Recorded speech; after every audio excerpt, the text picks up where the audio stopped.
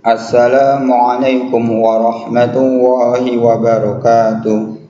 Alhamdulillah, berjumpa kembali bersama Ustadz dalam pembelajaran SKI. Untuk hari ini kita akan belajar tentang mari mengenal Raden Makhdum Ibrahim atau Sunan Bonang. Sebelum pembelajaran kita mulai, mari kita lihat KD dan tujuan pembelajaran hari ini. KD 3.3 menganalisis biografi Sunan Bonang dan perannya dalam mengembangkan Islam di Indonesia. KD 4.3 mengorganisasi kembali peran Sunan Bonang dalam mengembangkan Islam di Indonesia. Sedangkan tujuan pembelajaran hari ini adalah 1. Dengan membaca teks atau menyimak video ini, siswa diharapkan dapat memahami sejarah dan strategi dakwah Sunan Bonang dengan baik. 2. Dengan melakukan latihan dan bermain peran, siswa diharapkan dapat mempraktekkan perjuangan Sunan Bonang dengan baik dan benar. 3. Dengan berdiskusi, siswa diharapkan dapat mengkomunikasikan keteladanan Sunan Bonang dengan baik dan benar. Semoga KD dan tujuan pembelajaran hari ini bisa tercapai. Sunan Bonang. Nama asli Sunan Bonang adalah Raden Makhdum Ibrahim. Beliau putra keempat dari Sunan Ampel dan cucu Syekh Maulana Malik Ibrahim atau Sunan Gresik. Beliau lahir tahun 1465 Masehi dan wafat tahun 1525 Masehi. Ayahnya adalah bernama Sunan Ampel dan ibunya Dewi Condrowati atau Nyai Ageng Manila. Beliau adalah kakak dari Raden Kosim atau Sunan Derajat.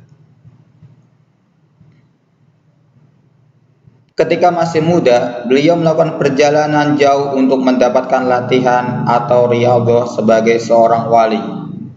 Saat masih muda, beliau melakukan perjalanan hingga ke daerah Pasai atau sekarang adalah Aceh untuk mendapatkan ajaran agama Islam dari Syekh Maulana Ishaq bersama Raden Paku atau Sunan Giri. Dan beliau kembali ke Jawa menetap di daerah Bonang. Beliau menikahi Dewi Hiro atau putri Raden Jakanda. Dari pernikahan itu, beliau mempunyai 3 anak, 1 putri dan 2 putra. 1 putri bernama Dewi Ruhil dan kedua putranya bernama Jayeng Katon dan Jayeng Rono. Sunan Bonang menyebarkan agama Islam di Tuban. Pemakaman beliau ada 2, yaitu di Madura dan di Tuban. Kenapa bisa begitu? Menurut cerita pada zaman dahulu, saat beliau wafat, seorang murid dari Madura sangat mengagumi beliau, sehingga jenazah Sunan Bonang akan dibawa ke Madura. Hal itu diketahui oleh seorang murid dari Tuban, dan mereka saling berebut jenazah. Pada akhirnya, murid dari Madura hanya mendapatkan kain kafan dan pakaian-pakaian Sunan Bonang. Beliau sampai saat ini masih dikenal banyak orang, terutama umat Islam. Makamnya pun sampai saat ini masih ramai dikunjung oleh para peziarah. Perjuangan Sunan Bonang. Perjuangan Sunan Bonang dalam menyebarkan agama Islam ditempuh dengan cara-cara berikut ini. Pertama, mendirikan pesantren. Beliau membangun pesantren di Tuban, Jawa Timur. Kemudian beliau menjadikan pondok pesantren yang dibangunnya sebagai pusat berdakwah dalam menyebarkan agama Islam dengan menggunakan penyesuaian adat Jawa. Murid-murid Sunan Bonang berasal dari seluruh penjuru Nusantara. Ada yang asli Tuban, Madura, Jawa Tengah, dan ada juga yang dari Pulau Bawean. Salah satu murid dari Sunan Bonang yang sangat terkenal yaitu Sunan Kalijaga. Yang kedua adalah berdakwah dengan seni dan budaya. Beliau melakukan pendekatan melalui alat musik bonang dan juga suluk atau primbon. yang hingga saat ini masih tersimpan di Universitas Leiden, Belanda. Dalam berdakwah, beliau lebih menggunakan metode akulturasi budaya, dan beliau juga melakukan pertunjukan wayang dan gamelan untuk menarik simpati masyarakat.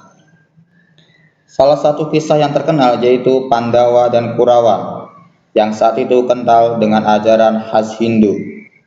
Selain gamelan dan pertunjukan wayang, beliau juga terkenal mengubah banyak karya sastra berbentuk tembang tamsil atau suluk, seperti lagu Tombo Ati atau Penyembuh Jiwa.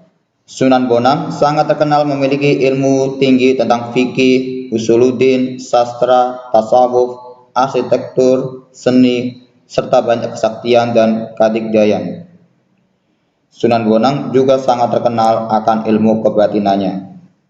Ajaran ilmu yang diberikan kepada murid-muridnya dengan cara sujud serta zikir. Sunan Bonang mengajarkan kepada murid-muridnya bagaimana caranya mengembangkan zikir dengan menggunakan gerakan-gerakan fisik yang sumbernya berasal dari Rasulullah, serta dikombinasikan dengan penapasan yang seimbang yang dinamakan dengan alif lam mim. Ilmu tersebut oleh Sunan Bonang diadopsi dari seni huruf hijaiyah, yakni dengan cara melakukan pengajaran menggunakan gerakan-gerakan fisik ataupun jurus yang memiliki makna yang sangat tinggi serta bertujuan mulia, atau yang lebih dikenal dengan silat tauhid Indonesia, yang bertujuan mengembangkan ilmu bela diri tenaga dalam berdasarkan iman, tauhid, dan juga sebagai syair Islam. Kamus istilah, apa sih itu akulturasi? Akulturasi adalah perpaduan dua budaya, yaitu budaya Jawa dan Islam. Bonang adalah alat musik dari bahan kuningan yang berbentuk bulat dengan tonjolan di bagian tengah, mirip seperti gong tapi dengan ukuran kecil, seperti yang ada di gambar. Primbon adalah kitab warisan leluhur Jawa. Buku ini berisi tentang pengetahuan kejawaan dan rumus ilmu gaib, seperti raja, mantra, doa, dan tafsir mimpi. Yang terakhir adalah suluk. Suluk adalah menempuh jalan tasawuf. Demikian pembelajaran hari ini. Semoga Anda semua dapat memahami dengan baik dan benar. Kurang lebihnya, Ustadz mohon maaf. Wabillahi taufiq wal hidayah. Wassalamualaikum warahmatullahi wabarakatuh.